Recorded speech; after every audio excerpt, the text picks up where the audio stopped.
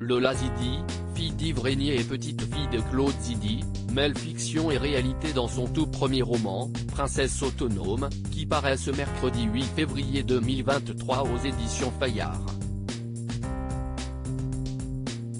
Si des éléments de sa propre vie sont retranscrits, elle raconte aussi l'histoire de sa sœur Christophie, qui n'a pas été reconnue comme sienne par leur père. Il y a bientôt 2 ans, Yves Régnier, inoubliable acteur de Commissaire Moulin, disparaissait à l'âge de 78 ans.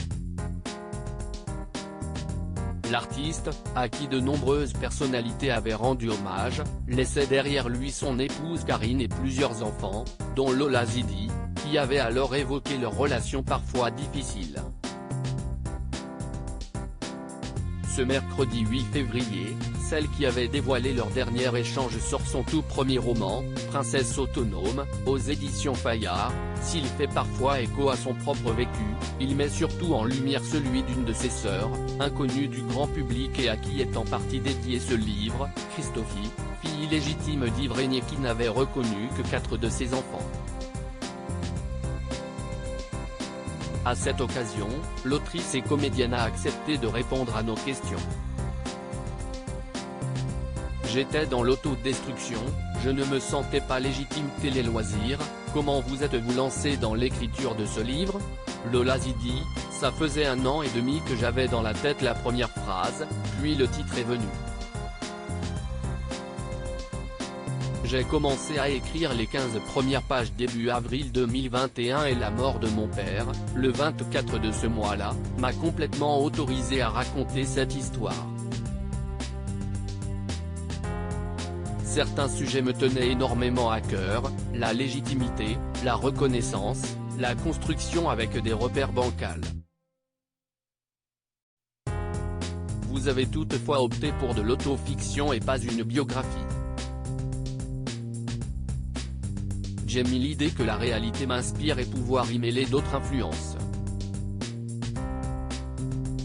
Mais ça raconte le chemin que j'ai moi-même parcouru en termes de reconstruction. À une époque, j'ai vraiment cru que j'étais bonne à rien, que j'étais trop ou pas assez. J'ai vraiment cru que j'étais une ratée, j'étais dans l'autodestruction. Je ne me sentais pas légitime, mon père m'avait reconnu mais il m'avait quand même beaucoup répété qu'il ne m'avait pas voulu. Il ne m'a pas éduqué, ne s'est pas occupé de moi. Avec Christophie, on est né à 3 mois d'écart. Vous écrivez dans votre roman, la question du père est un terrain miné. Était-ce le cas pour vous? À une époque, oui. Mais, quand mon père est parti, on était très en paix tous les deux, réconciliés et pleins d'amour. Vous vous adressez à vos frères et sœurs dans les remerciements. Qu'entendez-vous par cette phrase que vous avez écrite, il était temps de réparer ce qui pouvait l'être?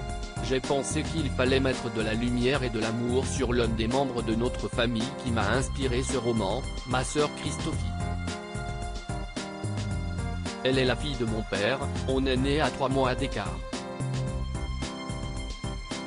Elle n'a pas été reconnue et j'avais envie de lui apporter un peu de reconnaissance, à ma manière. Les Régnier, si estime ma famille quoi-t-elle pensé de votre roman? Elle était bouleversée, forcément. Mais je l'ai aussi fait avec l'intention de lui faire du bien. Quelles sont vos relations aujourd'hui avec les Régnier et notamment avec Karine, la veuve de votre père? Si estime ma famille. On s'entend très bien, on s'appelle et on se voit régulièrement. Karine est quelqu'un que j'aime énormément et que j'ai appris à découvrir à la mort de mon père. J'ai beaucoup de respect et de tendresse pour elle. Nous n'étions pas du tout en conflit dans la famille mais sa disparition nous a soudés. À lire aussi Yves Régnier, père très absent, Lola Zidi se livre sur son enfance de fille de star.